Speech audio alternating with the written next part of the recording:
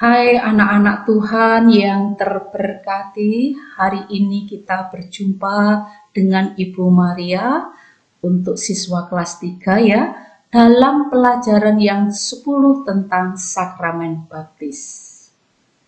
Anak-anakku, tujuan pembelajaran yang hari ini diharapkan anak-anak dapat memahami karya penyelamatan Allah melalui sakramen yang diterimakan kepada manusia. Yang kedua, memahami bahwa sakramen baptis merupakan pintu masuk bagi orang Katolik untuk bisa menerima sakramen-sakramen yang lain. Dan yang ketiga, dapat menjadi anak Allah yang melakukan segala sesuatu sesuai dengan kehendak Allah. Mari kita mulai ya anak-anak. Sebelumnya kita ambil sikap berdoa. Dalam nama Bapa dan Putra dan Roh Kudus. Amin. Ya Tuhan, terima kasih atas bimbingan dan penyertaan-Mu selama ini. Saat ini kami akan belajar tentang sakramen baptis. Bantulah kami agar bisa menangkap kasih-Mu yang agung. Sebagaimana tampak dari kesediaan-Mu, menerima kami sebagai anak-anak kesayangan-Mu melalui baptisan. Semuanya kami mohon dengan pengantaran Kristus Tuhan kami. Amin. Dalam nama Bapa dan Putra dan Roh Kudus. Amin.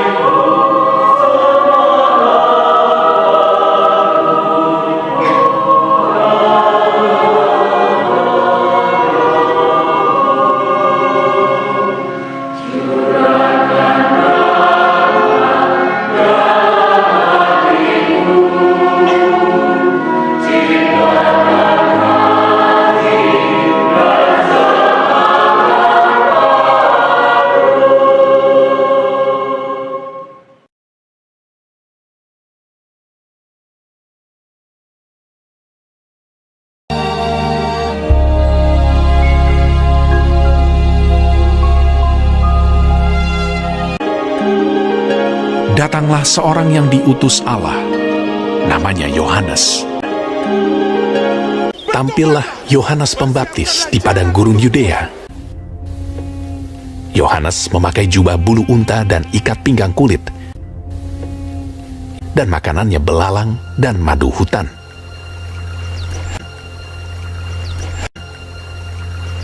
Dan memberitakan, "Bertobatlah, sebab kerajaan sorga sudah dekat." Sesungguhnya dialah yang dimaksudkan Nabi Yesaya. Jalan baginya. Ada suara orang yang berseru-seru di padang gurun. Persiapkanlah jalan untuk Tuhan, luruskanlah jalan baginya. Maka datanglah kepadanya penduduk dari Yerusalem, dari seluruh Yudea, dan dari seluruh daerah sekitar Yordan. Lalu sambil mengaku dosanya, mereka dibaptis oleh Yohanes di sungai Yordan. Hai kalian semua yang ada di sini. Aku membaptis kamu dengan air sebagai tanda pertobatan. Tetapi ia yang datang kemudian daripadaku lebih berkuasa daripadaku, dan aku tidak layak melepaskan kasutnya. Ia akan membaptiskan kamu dengan Roh Kudus dan dengan api. Jadi, hasilkanlah buah yang sesuai dengan pertobatan. Hal itu terjadi di Betania yang di seberang sungai Yordan, di mana Yohanes membaptis. Pada keesokan harinya, Yohanes melihat Yesus datang kepadanya, dan ia berkata, Lihatlah anak domba Allah yang menghapus dosa dunia. Dan aku telah melihatnya dan memberi kesaksian. Ia inilah anak Allah. Maka datanglah Yesus dari Galilea ke Yordan kepada Yohanes untuk dibaptis olehnya. Tetapi Yohanes mencegah dia, katanya, Akulah yang perlu dibaptis olehmu, dan engkau yang datang kepadaku. Lalu Yesus menjawab, katanya kepadanya, Biarlah hal itu terjadi, karena demikianlah sepatutnya kita menggenapkan seluruh kehendak Allah. dan Yohanes pun menurutinya. Dialah yang kumaksud ketika kukatakan, kemudian daripadaku akan datang seorang yang telah mendahului aku, sebab dia telah ada sebelum aku. Tetapi untuk itulah aku datang dan membaptis dengan air, supaya ia dinyatakan kepada Israel. Sesudah dibaptis, Yesus segera keluar dari air. Dan pada waktu itu juga langit terbuka, dan ia melihat Roh Allah seperti burung merpati turun ke atasnya. Lalu terdengarlah suara dari sorga yang mengatakan, Inilah anakku yang kukasihi, kepadanya lah aku berkenan.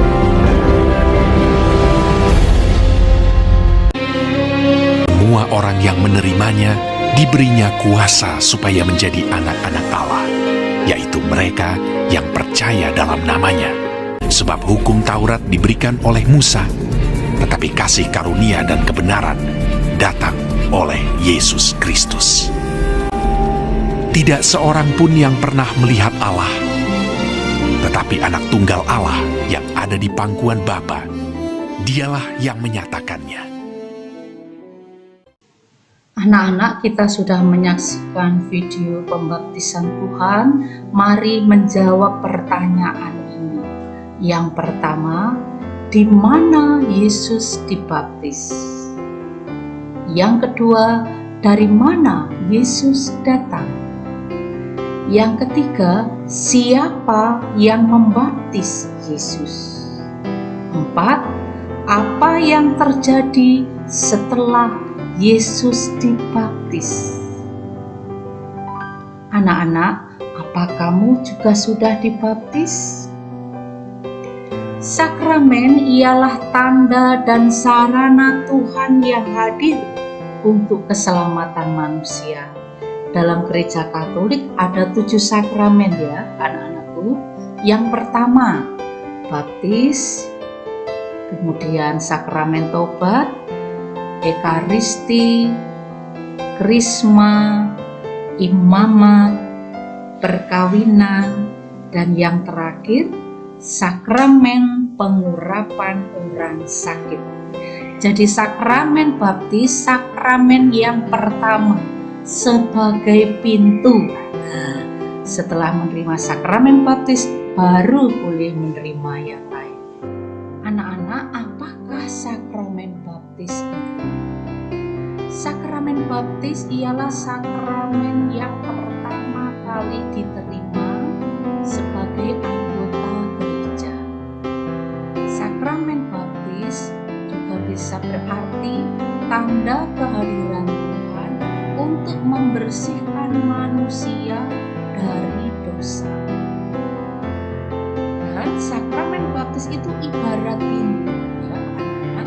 Kita bisa menerima sakramen-sakramen lain dalam gereja Katolik bila sudah menerima sakramen baptis.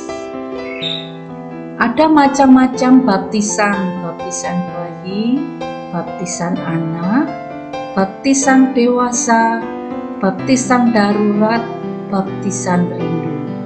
Baptisan bayi dan anak itu atas dasar iman orang tua. Kalau dewasa atas dasar iman atau keinginannya pribadi. Baptisan darurat diberikan kepada orang menjelang kematian, dan baptisan rindu itu orang yang ingin dibaptis tetapi dia sudah keburu meninggal dunia, tetapi dia sudah percaya kepada Tuhan. Anak-anak, sarana atau bahan untuk upacara pembaptisan itu meliputi beberapa hal. Yang pertama, air baptis sebagai lambang pembersih yang menyucikan manusia dari dosa dan menghidupkan iman. Yang kedua, lilin bernyala sebagai lambang terang Kristus. Yang ketiga, kain putih, lambang kesucian atau hidup baru. Jadi orang yang sudah dibaptis itu harus meninggalkan hidup lama yang berdosa, ya. Kemudian yang keempat, minyak krisma, lambang karunia Roh Kudus. Kemudian ada kata-kata pembaptisan, ya.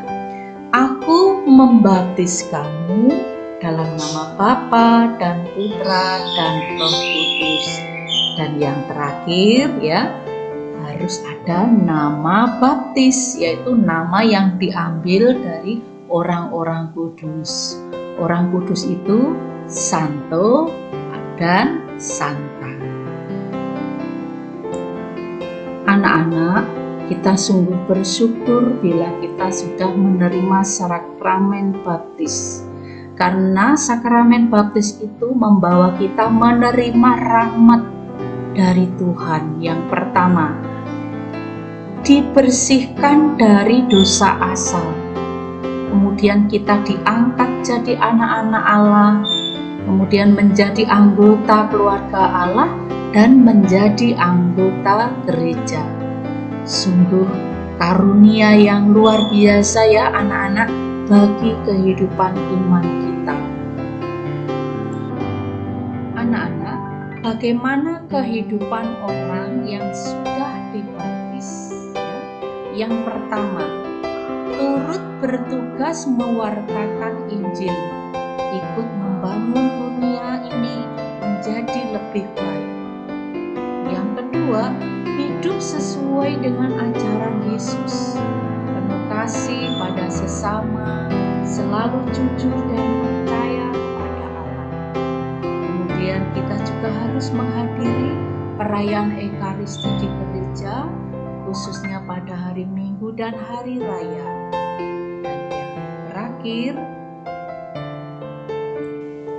kita harus terlibat di kegiatan gereja, ya, baik yang ada di lingkungan maupun paroki, bahkan juga kegiatan-kegiatan yang ada di masyarakat di sekitar kita.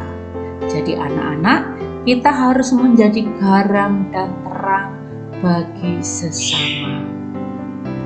Ada beberapa catatan tentang sakramen baptis, ya. Silahkan nanti kalian baca, dipahami sendiri.